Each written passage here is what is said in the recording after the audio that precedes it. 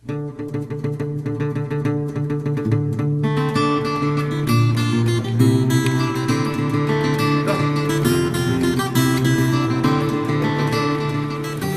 eitthvað hann notalegt að hafa hann. Já, það eitthvað svona.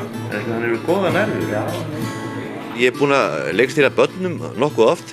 Það hefur nú gengið á endanum en gengið á ýmsu. En ég verð að segja að verandi með svona dýr, það gengur þetta rosalega vel. Og hann að stela senuna á okkur öllum hérna. Hann virðist vera nú svona þægasti og rólegasti leikarinn af þeim sem maður hefur séð hérna upp á sviði hjá okkur. Er það rétt? Það er alveg hárrétt, enda hérna, og hann hlýðir öllu sem við segjum við hann. Það er kannski auðveldasti leikar sem þú hefur verið með. Ég myndi segja það, og fallegasti. Með fullri virðingu fyrir þér Þetta er alltaf að segja minni, þú ert ekkert að vera afsakaður. Hvernig gengur þér að venja hann við þig?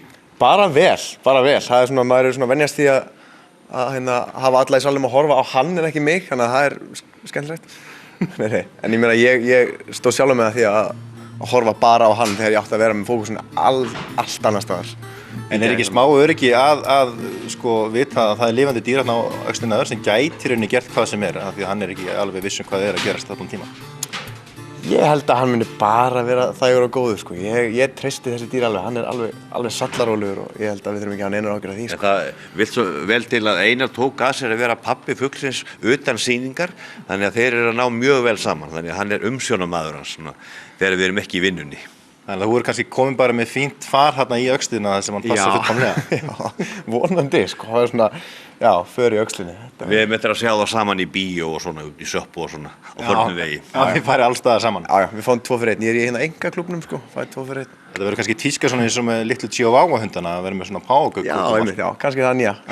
Þetta er að koma voða mikið eftir að vera með páfagögg á öxlinni. Allir að tala um þetta, sko. En hvað kom aldrei til greina að bara finna einhvern smávaxinn leikara til þess að leika páfagögginn? Við höfum kannski ekki fundið svona smávaxinn en það kom vissulega til greina að vera með uppstoppaðan páfagögg en sem betur fer hurfu frá þeirri hugmynd og fengum alvöru gæja hérna. Hvaðan kemur þessi?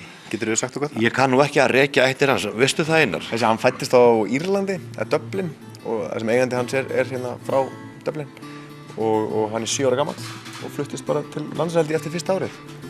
Og á ef að Guðlofar eftir svona 70-80 ár. Þeir eru það gamlir. Bara barn.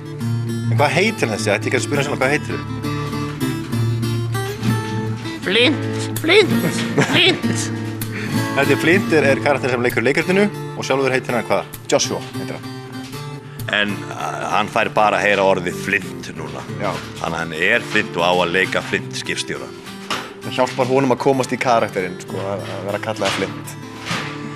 Flint, þá bara segi ég gangið vel og breyka legg.